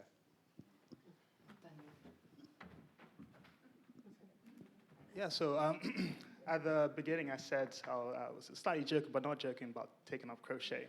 Because creative approaches, I think even from the ResNet day we had yesterday, one of the key highlights were the value of creative approaches to getting at thoughts that may not come very easily to people, may lie a bit under the surface. So maybe not crochet or using Play-Doh, but trying to explore other creative means. And again, going back to what I was trying to say is we may have ways of working that we're used to, and this is how we set up collaborations with different partners. But perhaps we should challenge ourselves to think differently about the different ways of working. So that's not anything. That's not a specific answer about what you should do, but consider crocheting and Play-Doh. That's my answer. Any other questions? No. Okay. So once again, I'd just like to thank our wonderful lightning talk speakers here, and to say that we are now going to move to a break, and there will be refreshments served upstairs again where the posters are, and plenty of time for poster viewing, and hopefully productive conversations. But very importantly, we have to be back here again for the final hour's session. We have to be back in this room by 4:30 sharp so that we can finish on time. But thank you all very much.